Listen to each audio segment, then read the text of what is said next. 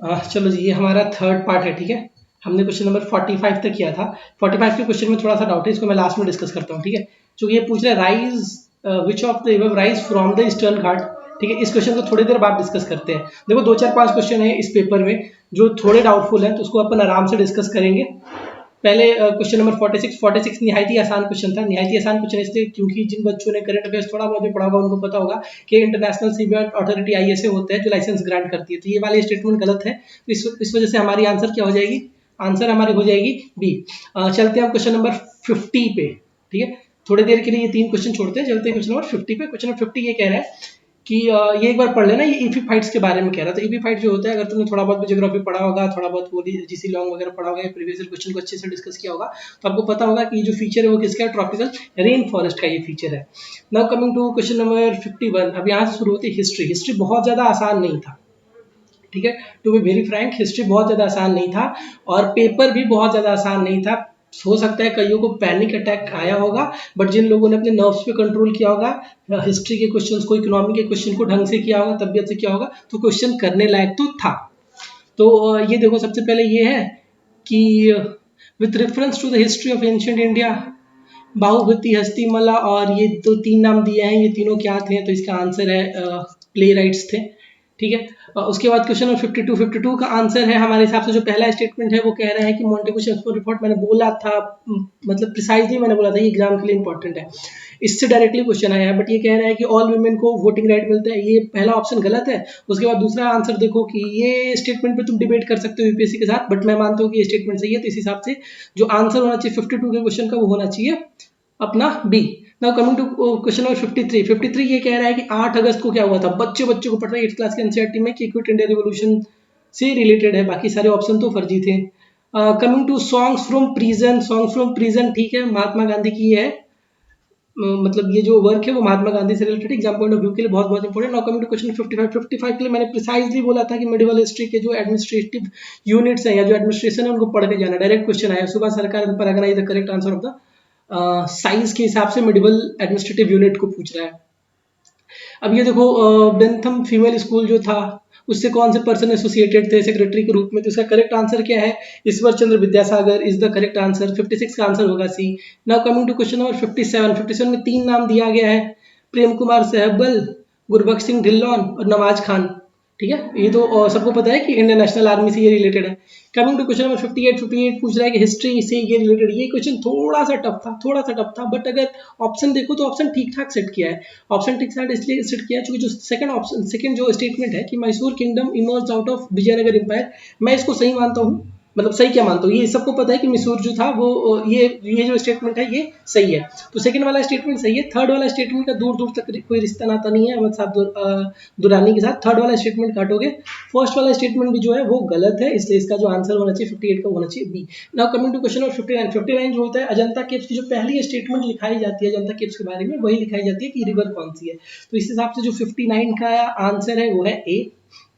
Question number 60 जो है वो आपका पूछ रहा है कि जो 21 फरवरी था उसको डिक्लेयर किया गया था international mother language day by UNICEF. तो यूनिसेफ तो नहीं है, ये है यूनेस्को। तो अब तो यूपीएससी इस बार बहुत मतलब तुमसे कुछ भी पूछ रही है, स्पोर्ट्स भी पूछ रहा है, डेट भी पूछ रहा है, तो तुमको सब कुछ पढ़ के जाना है यार। लिटरली जो चीज भी करंट में एक बार आ जा रही है ना तो उसको एक बार देख लो एटलीस्ट, क्योंकि ये सारी चीज अनएक्सपेक्टेड थे, झूठ क्या बोलना। बट डेट हो गया, स्पोर्ट्स हो गया, इससे यूपीएससी ने पिछले 7 8 सालों से कोई क्वेश्चन नहीं पूछा था, बट इस बार थोड़ा सा ये था। But I am still saying कि जिन बच्चों ने अपने नर्व्स को कंट्रोल करके रखा होगा ना उसके लिए पेपर इतना ज्यादा टफ नहीं था। देवर स्टिल 50 60 क्वेश्चन जिसको आप ढंग से कर सकते थे। तो 60 का जो आंसर होना चाहिए वो हो जाना चाहिए बी। अब ये तो सबको पता होगा कि बांग्ला को डिमांड किया गया था पाकिस्तान की कॉन्स्टिट्यूएंट असेंबली में। कमिंग टू क्वेश्चन नंबर 61 जो है वो क्या है, 64 योगिनी टेम्पल के बारे में पूछा जा रहा है। तो 64 योगिनी टेम्पल के बारे में इतना सारा फैक्ट जानने की जरूरत नहीं है, बस तुम सेकंड वाला स्टेटमेंट देखो, it is the only circular temple built in India. क्या ये पॉसिबल है, आंसर है बिल्कुल नहीं। तो इस हिसाब से इसका आंसर क्या हो जाएगा, आंसर हो जाएगा C. Now coming to question number 62 जो है वो तुम्हारा इंडस साइट से रिलेटेड है। तो ये पूछ रहे हैं कि वाटर हार्वेस्टिंग और मैनेजमेंट के लिए कौन सा इंडस साइट जो था वो फेमस है, तो इसका आंसर होना चाहिए धोलावीरा। उसके बाद क्वेश्चन नंबर 63 पूछ रहा है कि first quarter of 17th century में कौन सा इंपॉर्टेंट फैक्टर था। तो ध्यान दो, फर्स्ट क्वार्टर पूछ रहे हैं 17th सेंचुरी का, यानी 1650 तक कौन सा फर्स्ट क्वार्टर है ना, तो 1625 तक कौन सा इंपॉर्टेंट था। तो इस हिसाब से इसका केवल एक ही आंसर आ रहा है, बरोच। तो इसका आंसर होना चाहिए 63 का A. Now coming to question number 64। 64 का पूछ रहे हैं ना कि डिक्लाइन ऑफ गुप्तास के बाद राइज ऑफ हर्षवर्धना तक कौन कौन से किंगडम आए। चलो सबसे पहले ऑप्शन देखते हैं। देखो ऑप्शन ऐसे एलिमिनेट किया जाता है, जैसे परमार है तो परमार का तो दूर दूर तक रिलेशन नहीं है ना, परमार तुम्हारे राजपूत वगैरह से रिलेटेड है, तो सेकंड ऑप्शन तो ऐसे ही कट गया, तो ए और सी तो कट गया। अब बचा हमारे पास ये पुष्यमितीस, तो पुष्यमितीस तो तुमको पता है कि थर्ड वाला आंसर तो होगा ही होगा, ठीक है, क्योंकि यही हर्षवर्धन का ओरिजिन फिर इधर से होता है, तो इसका आंसर होगा बी, ठीक है। 64 का आंसर है बी। 65 का आंसर है नुनिज, ये अपना पता विजयनगर एम्पायर में, बस मैंने इतना पढ़ाया था भाई नुनिज ने आया था और विमेंस के बारे में बोला था, बट ये पूछ रहा है कि विमेंस किन किन एरियाज में एक्सपर्ट थी, तो ये सारे के सारे एरियाज में विमेंस की जो पोजीशन थी विजयनगर एम्पायर में ठीक थी, रेसलिंग, एस्ट्रोलॉजी, अकाउंटिंग और सूथिंग सब में ये पार्टिसिपेट करती थी। ये क्वेश्चन आई पर्सनली फील कि नहीं किया हो तो भी कोई दिक्कत नहीं है। क्वेश्चन नंबर 66 चूंकि ये हार्ड क्वेश्चन है, इग्नोर करने लायक था, और हिस्ट्री में सारे फैक्ट तो पढ़ के जा नहीं सकते, बट फिर भी चलो पढ़ लेते हैं। ये पूछ रहा है कि विथ रेफरेंस टू मदाना पले of Andhra Pradesh which of the following statement is correct. तो इससे जो रिलेशन है रविन्द्रनाथ टैगोर जी का था कि इन्होंने नेशनल एंथम को बंगाली से इंग्लिश में ट्रांसलेट किया था इस जगह पे। अब देखो सारी चीज याद नहीं कर सकते, ये क्वेश्चन अगर गलती किए हो या छोड़े हो तो बहुत अच्छा काम किए हो, मतलब गलती की हो तो उतना अच्छा काम तो नहीं किए हो, बट छोड़े हो तो बहुत अच्छा काम किए हो। Now coming to question number 67 मैं मानता हूँ कि आसान क्वेश्चन था, क्योंकि देखो बुर्ज होम हमने सबसे पहले बताया है कि भाई ये रॉक कट श्राइन से कोई रिलेशन नहीं है, न्यूलिथिक के आसपास की साइट है, तो पहला ऑप्शन काटो। और आपको पता है कि गणेश्वर कॉपर आर्टफैक्ट्स के लिए फेमस है, वो उनके साथ क्या नाम था, इंडस वैली सिविलाइजेशन के लोगों के साथ भी इनका रिलेशन था, तो इसका आंसर डी मान लो।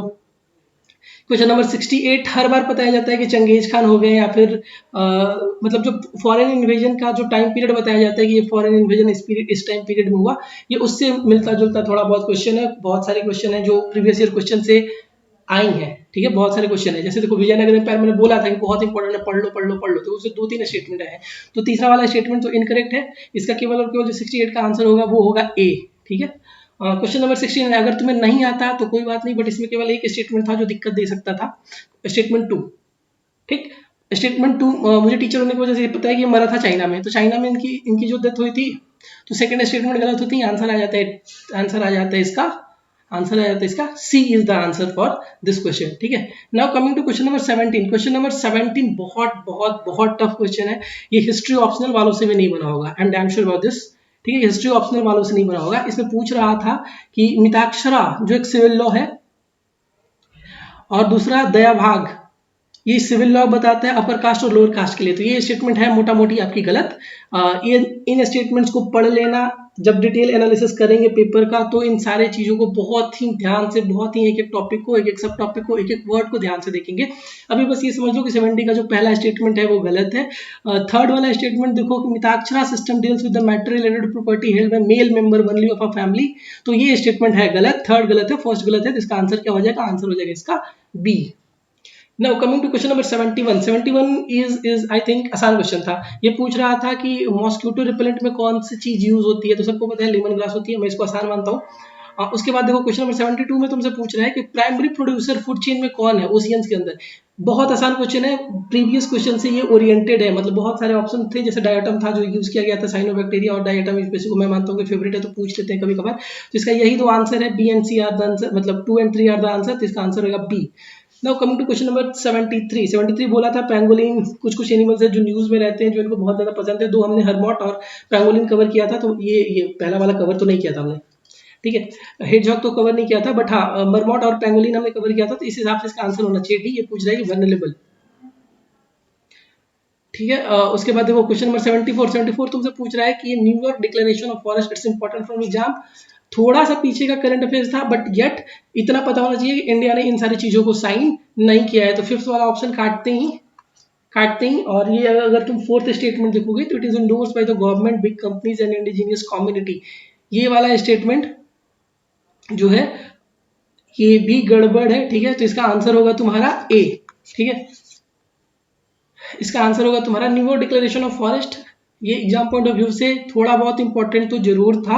डिफोरेस्टेशन हमने कहा था कि अगर कुछ रिसेंटली है या 4-5 साल पुरानी भी चीज है तो एक बार उसको देख लो टैग करके, तो ठीक है। क्वेश्चन नंबर 75 देखो मैग्नेटाइट पार्टिकल्स के बारे में पूछा जा रहा है कि मैग्नेटाइट पार्टिकल जो है वो किसमें से जनरेट होती हैं, तो इसमें देखो इसमें माइक्रोवेव स्टोव्स है, तो माइक्रोवेव थर्ड वाला ऑप्शन तो काटना चाहिए ना, थर्ड वाला तो नहीं होता ना यार, मतलब थर्ड वाला नहीं होना चाहिए। तो वो जो कॉन्सेप्ट था कि क्वेश्चन में अगर ऑल ऑफ द एबव है तो उसको करके आ जाना, वो सारे प्रिंसिपल वो सारे फंडे यहाँ पे काम नहीं करते।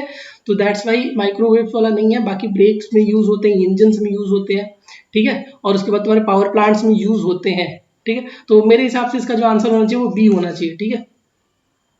तो क्वेश्चन नंबर 76 में इसको आसान मानता हूँ। ये फिल्टर फिटर पूछ रहा है, कौन है, ऑस्टर है इससे रिलेटेड। Option C is the correct answer for this question. Now coming to question number 77, बहुत ही आसान क्वेश्चन है। ये पूछ रहा है कि तुम्हारा main source of release of nutrient to enter the cycle, ठीक है। तो ये पूछ रहा है ना, तो इसका आंसर होना चाहिए फॉस्फोरस साइकिल और सल्फर साइकिल। देखो सल्फर साइकिल में इसका आंसर होता है, मोस्ट एक्यूरेट जो आंसर होना चाहिए वो होना चाहिए फॉस्फोरस साइकिल। डेट्रीवोरस के बारे में पूछ रहा है कि इसमें कौन कौन सा डेट्रीवोरस है। मशरूम, इसमें डेट्रीवोरस पूछ रहा है। तो डेट्रीवोरस के बारे में अगर पढ़ के रखा होगा, तुम लोगों ने एग्जाम में पूछा भी है 4-5 साल पहले, तो आपको पता है कि अर्थवर्म होता है, उसके बाद फिर आपका उडलाइस होता है। तो ये तीन, दो तो पता है। तो 1 और 5 कहाँ का है, 1 और 5, 1 और 5 यहाँ पे है। जेलीफिश तो नहीं होती, ठीक है, जेलीफिश तो नहीं होती, तो इसका आंसर होना चाहिए सी, ठीक है। देखो ये सारी चीज ना मोटा मोटी तुम्हारे एग्जाम के जो प्रीवियस ईयर थीम्स है उसी पे थे। मैं ये नहीं कह रहा हूँ पेपर आसान था, बट हाँ पेपर डुएबल जरूर था। 50 क्वेश्चन तो तुम कर ही सकते थे, प्रीवियस ईयर क्वेश्चन तो ढंग से अगर कर पाए होगे तो। अब कॉमन कार्बन मैट्रिक्स आसान क्वेश्चन था current affairs point of view से, तो इसका आंसर होना चाहिए ए, ठीक है। Assessing the carbon footprint of building operation around the world, इसका आंसर है A. Now coming to question number 80, question number 80 पूछ रहा है इनमें से कौन से जो है वो सिम्बायोटिक रिलेशनशिप बना सकते हैं। तो इसका आंसर है तीनों के तीनों जो है वो सिम्बायोटिक रिलेशन बना सकते हैं। Coming to question number 81, repeated question, previous year का इकोनॉमिक का फेवरेट टॉपिक है, वन ऑफ द यूपीएससी का, और ये डायरेक्ट रिपीटेड क्वेश्चन है कि मनी मल्टीप्लायर जो है वो कैसे इंक्रीज होगा। तो इसका आंसर होगा answer C, increase in the banking habit of the people. Coming to question number 82 से पूछ रहा है कि डिमांड पुल इन्फ्लेशन जो है can be caused by which of the following or increase by which of the following. Answer देख लेना, basic economic का कॉन्सेप्ट है। मैं इस क्वेश्चन को बहुत ही आसान मानता हूँ, 81 को भी और 82 को भी। इसका आंसर होगा ए, मैं लिख दे रहा हूँ, इसका आंसर होगा A. Now coming to question number 83 पूछ रहा है तुमसे कि retail investors through demat account can invest in treasury bill, government of India bond. ये सारे जो टी बिल्स हो गए या फिर गवर्नमेंट ऑफ बॉन्ड मार्केट हो गया, ये सारा एग्जाम पॉइंट ऑफ व्यू से बहुत बहुत बहुत ज्यादा इंपॉर्टेंट है। ऑप्शन में थर्ड, अगर आपको थर्ड ऑप्शन के बारे में नहीं पता है, 1 और 2 के बारे में पता है, तो आप इसको आंसर को अच्छे से कर जाओगे। इसका आंसर होगा बी, ठीक है। मैं इस क्वेश्चन को आसान की कैटेगरी में रखता हूँ, क्योंकि ट्रेजरी बिल और बॉन्ड मार्केट, डेब्ट मार्केट एग्जाम के लिए हमेशा से इंपॉर्टेंट रहे। Now coming to your question number 84, water credit के बारे में। वाटर क्रेडिट के बारे में पूछ रहा है कि which of the following statement are correct. Correct पूछ रहा है ना, करेक्ट पूछ रहा है। तो ये इनिशिएटिव है किसका, वर्ल्ड हेल्थ ऑर्गेनाइजेशन का और वर्ल्ड बैंक का। ये स्टेटमेंट गलत है, ये स्टेटमेंट पता होना चाहिए वाटर क्रेडिट के बारे में, तो तुम्हारा आंसर निकल जाता है। इसका आंसर है C. Now coming to question number 85 में पूछ रहा है कि सेंट्रल बैंक को कहा जाता है लेंडर ऑफ लास्ट रिजॉर्ट, क्यों कहा जाता है। तो इस क्वेश्चन में थोड़ा सा डाउट लोगों को हो सकता है, क्योंकि मतलब कई एजुकेटर भी कह रहे थे कि थर्ड वाला ऑप्शन भी होना चाहिए, मतलब इसका सी आंसर होना चाहिए। बट आई पर्सनली बिलीव कि अगर आपने बी मार्क किया है तो ठीक है, आपका ज़्यादा लोड नहीं लो। बीइंग इलेक्ट्रॉनिक्स ग्रेजुएट 86 क्वेश्चन मेरे लिए आसान था। ये कह रहा है कि R2 कोड ऑफ प्रैक्टिस जो है वो किससे रिलेटेड है। तो इलेक्ट्रॉनिक्स इंडस्ट्री में इसको इंट्रोड्यूस किया गया है, तो इसका आंसर होगा A. Coming to 87, copper smelting plant के बारे में है कि इसमें कौन सी स्टेटमेंट सही है। तो दे मे release lethal quantities of carbon monoxide into environment. Copper slag can be caused leaching of some heavy metals into environment. Third statement, they may release sulfur dioxide as pollutant. तो थर्ड वाला statement तो बिल्कुल सही है कि they may release copper dioxide as a pollutant. Second वाला जो statement है copper slag can cause leaching of some heavy material into environment, ये स्टेटमेंट भी सही है। lethal quantities of, lethal quantity कह रहा है, lethal quantity of carbon monoxide into the environment. अब ये मेरे को एक्सट्रीम स्टेटमेंट लग रहा है कि लीथल क्वांटिटी थोड़ा सा एम्बिग्यूअस है ना, तो मैं इसको थोड़ी देर के लिए इग्नोर करके चल रहा हूँ। मेरे हिसाब से इसका आंसर 2 और 3 होना चाहिए। बट अगर आपने डी भी किया है तो बेटा यू प्लेड वेल। ये फिर यूपीएससी पे डिपेंड करता है कि किस ऑप्शन को वो लेता है। क्वेश्चन नंबर 88, फर्नेस ऑयल के बारे में कह रहा है प्रोडक्ट होता है ऑयल रिफाइनरी का, ये स्टेटमेंट बिल्कुल सही है। उसके बाद 88 का जो सेकंड स्टेटमेंट है वो कह रहा है इससे पावर जनरेट किया जा सकता है, ये स्टेटमेंट भी सही है। थर्ड ये है कि it causes sulphur emission into environment, बहुत ही सही स्टेटमेंट है। तो ये एक आसान क्वेश्चन था मेरे हिसाब से और इसका आंसर होगा डी। क्वेश्चन नंबर 18, बहुत ही आसान क्वेश्चन। ये कह रहा है ब्लू कार्बन, ब्लू कार्बन क्या है, तो ओशियन से जो रिलेटेड है उसको ब्लू कार्बन कह देते हैं, तो इसका ए आंसर होना चाहिए। Now coming to question number 90 ये कह रहा है कि which of the following can survive without soil. तो without soil mushroom, without soil थोड़ा सा वो प्राइमरी प्रोडक्ट वो क्या बोलते हैं प्राइमरी सेसेशन वगैरह से रिलेटेड चीजें हैं, तो मशरूम तो प्राइमरी सेसेशन में नहीं आता, तो मेरे हिसाब से तो 4 तो नहीं होना चाहिए। विच of the following the most likely found surviving on surface without soil, without soil. तो अगर किसी ऑप्शन में जो मोस्ट क्लोज ऑप्शन मुझे लगता है पर्सनली वो ये है कि 2 और 3 इसका मोस्ट प्रोबेबल आंसर है, वो इसका आंसर होना चाहिए। बाकी ऑप्शन से अगर मैं एलिमिनेट करूं तो फर्म मोलास मतलब लाइकेंस और मोसिस मॉस जो है ये दो तो होना चाहिए, तो 2 और 3 तो मुझे बस एक ही ऑप्शन में दिख रहा है, तो मैं बहुत ज़्यादा कॉन्फिडेंट तो इस ऑप्शन के मतलब इस क्वेश्चन के बारे में नहीं हूँ, बट एलिमिनेटिंग ऑप्शंस मुझे ऐसा लग रहा है कि इस स्टेटमेंट का जो आंसर होगा वो आंसर सी होगा। क्वेश्चन नंबर 91 मैं इसको बहुत ही आसान मानता हूँ। सेकंड वाला स्टेटमेंट देखो, बच्चों वाला सवाल कह रहा है कि जो आरबीआई है वो कॉन्स्टिट्यूशन के प्रोविजंस वगैरह से रिलेटेड है, तो मैं इस स्टेटमेंट को मानता हूँ गलत, तो ये स्टेटमेंट गलत होते ही आंसर आ गया इसका सी। कमिंग टू क्वेश्चन नंबर 92 एक कंफ्यूजिंग आंसर है, मतलब आंसर क्या कंफ्यूजिंग क्वेश्चन है, क्योंकि पहला जो स्टेटमेंट है इसके बारे में तो पता है, सुप्रीम कोर्ट का जजमेंट था कि casual worker entitled to EPF, तो ये तो ठीक है, बट ऑल कैजुअल वर्कर इसमें थोड़ा सा रोल ऑफ स्टेट गवर्नमेंट वगैरह भी आ जाता है, तो अगर स्टेट गवर्नमेंट को का रोल अगर आप अकाउंट में लोगे तो ये स्टेटमेंट तो मेरे हिसाब से गलत होनी चाहिए, फर्स्ट होनी चाहिए सही, तो इस हिसाब से आंसर होना चाहिए सी, बट आई बिलीव कि ये क्वेश्चन थोड़ा सा डाउटफुल था। कमिंग टू क्वेश्चन नंबर 93 बहुत ही आसान क्वेश्चन कह रहा है कि इकोनॉमिक रिसेशन के द्वारा के टाइम आप क्या काम करोगे, तो आपको पता है रिसेशन के द्वारा खर्चे बढ़ा दो, बस हो गया, इसका सही आंसर है 93 का आंसर है बी। 94 का आंसर होना चाहिए ए, ये पूछ रहा था थोड़ा सा स्टैटिक था, थोड़ा सा इकोनॉमिक्स का, मतलब बहुत ज़्यादा इंपॉर्टेंट एरिया तो नहीं था, बट हाँ एक दो एब्सर्ड क्वेश्चन तो आ ही सकते हैं, तो ये पूछ रहा था कि other things remaining unchanged market demand for a good might increase, कब इंक्रीज हो जाएगा, मतलब प्राइस फॉर सब्सिट्यूट इंक्रीजेस, अगर हमारे पास एक कार है उसके बदले दूसरी कार है, तो ये एक बार डिटेल में देख लेंगे, ठीक है, ये एक बार डिटेल में देखेंगे, बस अभी ये समझ लो कि इस 94 का जो आंसर होगा वो होगा ए। 95 क्वेश्चन अर्बन कोऑपरेटिव यूपीएससी की one of the most favourite topic है, तो इस हिसाब से ये कह रहा है कि ये सुपरवाइज किया जाता है लोकल बोर्ड्स के द्वारा सेटअप है स्टेट गवर्नमेंट, नहीं गलत है, अभी हमने बहुत सारा करंट अफेयर्स पढ़ा है कोऑपरेटिव बैंक के बारे में जिसमें बताया गया कि आरबीआई डायरेक्टली रेगुलेट करेगा इन सारी चीजों को, तो स्टेट गवर्नमेंट के रोल्स को तो मिनिमाइज करने की बात हो रही है, तो वन ऑप्शन काटती है, अपने पास आंसर आ गया B. Coming to question number 96 bond yield, मैं कह रहा हूँ बॉन्ड यूपीएससी के लिए बहुत इंपॉर्टेंट है, तो ये पूछ रहा है कि इन्फ्लुएंस होगा विच ऑफ द फॉलोइंग से, तो तीनों के तीनों जो स्टेटमेंट है ये सही है, तो इसका आंसर होना चाहिए 96 का डी। 97 ये कह रहा है कि एफडीआई में कौन कौन सी चीजों को इंक्लूड करोगे, तुम जाके वो लाइव वीडियो देखना, मैंने जितने टॉपिक बताया ना, जितने टॉपिक ऑलमोस्ट उससे कुछ ना कुछ तो आया ही है, चाहे वो आसान है चाहे वो हार्ड है, तो ये देख लेना, एफडीआई सबको पता होता है, अगर नहीं पता होता है तो इसका मतलब आपकी बेसिक में प्रॉब्लम है बेटा, उस चीज को आप इंप्रूव करो, तो इसका आंसर होना चाहिए मेरे हिसाब से बी, राइट। उसके बाद क्वेश्चन नंबर 98 ये पूछ रहा है कि डिवैल्यूएशन ऑफ द करेंसी का इफेक्ट क्या पड़ेगा, तो डिवैल्यूएशन डिप्रिसिएशन इकोनॉमिक्स की बेसिक चीजें हैं, एक्सटर्नल सेक्टर में जब आप पढ़ते होगे तो 98 का जो क्वेश्चन है उसका आंसर होना चाहिए ए।